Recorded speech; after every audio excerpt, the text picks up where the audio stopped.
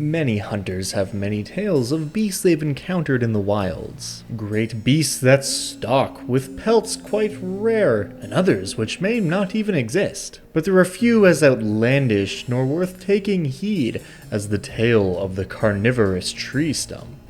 Hello and welcome to a brand new episode of Monster of the Week, the show where we dig up old creatures from past editions of D&D and bring them to light for use in your current 5th edition D&D campaign. My name is Josiah, also known as Dungeon Dad, and today we are talking about a creature that I have seen requested a bunch of different times and has been on the list almost since I started the channel back like several years ago. Today we are talking about the wolf in sheep's clothing, which might be the wordiest name I've ever seen for a monster in D&D, and it is exactly that. I mean, it's not literally a wolf wearing a sheepskin, but it is a monster that uses ambush tactics to try and lure in its prey and then strike when they least expect it. Despite what the old goofy AD&D art would have you believe, these monsters are actually quite dangerous. Just to explain what we're looking at here, the tree stump, the two eye stalks, the gaping maw, and the tendrils, which kind of go into the ground like roots when it's not actively using them to harass creatures, are what the actual creature is. Sitting atop it is a cute little bunny or other woodland creature, which is actually a corpse. The wolf in sheep's clothing worms its little tendrils inside the corpse of this deceased woodland creature and uses it to kind of puppeteer that creature atop the tree stump, which is actually its body. It does this to try and make the creature appear like it's alive, so hopefully a predator, like a fox or a wolf or some bigger prey, will come in and attempt to actually eat the woodland creature, but once it gets within 15 feet, it can then lash out, grab that creature, pull them into its mouth, and get a much larger meal out of the deal. So basically, it's a classic ambush monster, and I'm really excited to talk about it today. As always, in the description down below, there is a 5th edition conversion of this monster that I have made, converting it from AD&D so that you can use it in your current 5e game if you want to. And in today's video, we're going to go over just exactly what this creature can do in combat, how it fights, how you would use it in an encounter, and then go over some plot and adventure hooks. So make sure you're ready to keep your eyes open and make a lot of perception checks, because it is time for...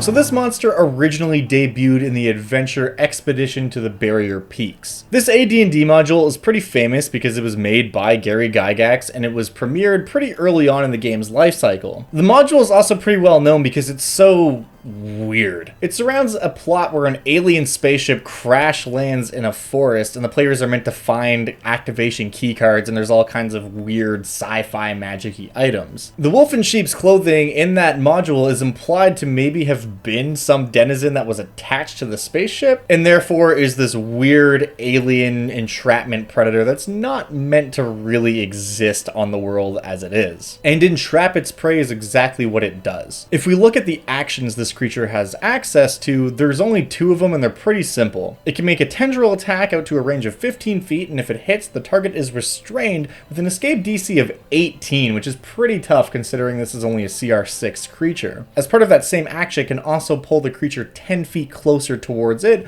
and if it gets within 5 feet, it can make a bite attack, which is where we're going to see some serious damage adding up. I feel like you're probably already starting to get a picture of how this works, but it wants to lure the party in closer. So it might be animating the corpse of a cute animal or something the players might want to hunt to feed themselves, and that's great, but there's no limitation necessarily on what it can be animating with its tendrils. It could be a fancy magic item. It could be a dead corpse of another adventurer that looks like it's just sitting on a stump. Whatever the wolf in sheep's clothing is animating, it's going to be trying to lure in another creature to get close to it. In much the way that a mimic might pretend to be a treasure chest, this creature wants to lure in the players by appearing to be something that they want access to. And the second that they get within striking distance, it's going to lash out with both of its tendrils, try to grab a couple of the party members and start pulling them in. It only has a 10-foot move speed, or 5 feet if it's burrowing or climbing, so if the party's able to escape its tendrils, they should be pretty easily able to kill it from a distance. So when you're using this monster in combat, think of it more like a trap. Something else worth noting that probably won't come up with your players, but I mean it could,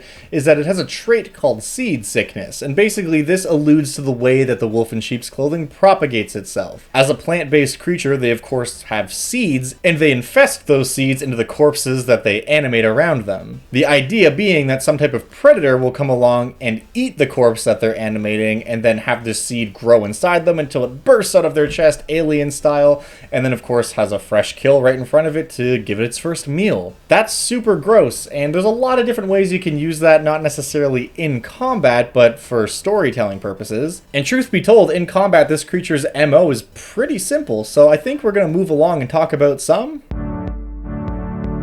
So the real juice of why I'm even covering this creature is in the plot hooks. There's a lot of different ways you can use this monster, and all of them are pretty interesting. Some sillier than others, but that's to be expected with a monster that's just inherently kinda silly like this. Any wilderness random encounter, you can just have this thing appear in the forest and use it to try and ambush your players. That's fine. As I briefly mentioned earlier, something you want to consider is what it's luring in, because the thing that it's animating to try to lure something close to it should be indicative of what it's trying to hunt. So for example, most of these guys are probably just using the corpse of some woodland creature like a squirrel or a rabbit because they're trying to lure in larger animals. But if one of these things happens to have acquired a taste for adventurer, maybe it has a magic item or something that the players want. Maybe it even managed to kill a small party of adventurers and it kept one of the corpses around to try and lure others of its kind in. You could have a bard sitting on top of the stump just idly pounding away at its loot every so often. The monster not really understanding that that's not how music works, and once the party comes up to investigate, the stump lashes out at them. Also, what they're animating doesn't necessarily have to be a corpse, it could even be a piece of fruit. Perhaps it's hanging out in a tree and one of the apples that are hanging down is actually being manipulated by this thing. I could also see a group of druids using these things kind of to protect its grove if you want to treat them less like weird aberrations and more like actual plant-based monsters. They're just like a bigger, more grotesque and messed up version of a Venus flytrap. There's also no reason why multiple versions of these creatures could be working together, maybe puppeteering a much more advanced version of something in the forest. And I mean, hell, if you're running it against a higher level party and you want it to be a bit more dangerous, maybe you just have a much larger version of this creature that hits a bit harder, that looks like a huge tree stump that has a much bigger animal or even a group of animals or a group of people on top of it. Also, when it comes to this whole using the lure to plant seeds in other creatures in the springtime situation, you could totally use that as the setup to some type of like alien type adventure. I don't mean like actual aliens, I mean like inspired by the movie Alien, where the party is just hanging out at a tavern after some other adventure and one of the patrons out of nowhere just starts lurching forward onto the table and then one of these things busts out of its chest. This of course would lead to a pretty simple encounter where the party just probably takes it out right away. But it raises a much bigger question. What the fuck was that? Perhaps the answer to that question is an evil druid is implanting these seeds in the food supply, hoping to eventually destroy this border town that they feel is infringing on nature. So while the wolf in sheep's clothing is definitely a threat, it's not propagating this because they're not really smart enough to set up a whole scheme like that, but there's some type of druid or just an evil character behind it. I just have this vision of the final encounter being this nefarious druid sitting on some type of throne that's all made of wood, and the party goes to fight them and confront them about what's been going on, and the druid just stands up ready to fight, and then their throne lurches up as well, and it's also like a big, more powerful version of a wolf in sheep's clothing. Perhaps there's even a few corpses of some of the villagers that it's animating and using them with stat blocks akin to zombies to fight the party as well. There's a lot of stuff you could do with a super weird monster like this, and whether you're just using it for a one-off ambush in the wilderness, which is fun, or as like a big set piece or kind of focus for the campaign, it's just gonna be a gross and cool time. I especially love the idea of using this creature to ambush one of the players when they're off looking for food at night. Maybe your ranger goes out and they say, hey, a squirrel, that's easy hunting. That'll be at least enough to feed somebody in the party, only to be ambushed and have the rest of the party come running to bail them out. And if you really want to mess with your players, maybe a hungry animal companion heads off into the woods during their rest. It would be a shame if the ranger's pet wolf were to eat a squirrel on a stump. But whatever you want to do, if you want to use this monster, the stats are in the description below. And of course, if you are one of my lovely patrons, you will find the Wolf in Sheep's Clothing Monster Manual style stat block with all the artwork and extra lore tidbits and stuff on the Patreon page. If you enjoy these videos and you like what I'm doing here, please drop a like, leave a comment, consider subscribing. All that stuff helps me out tremendously, and I appreciate it greatly. And most importantly, thank you so much for watching. If you have a monster you'd like to see show up on Monster of the Week, please let me know either in a comment or on Discord or on Twitter or one of the many different places you can reach me, and I will definitely add it to the list and investigate it. But that's all I got for today, so I will see you in the next one.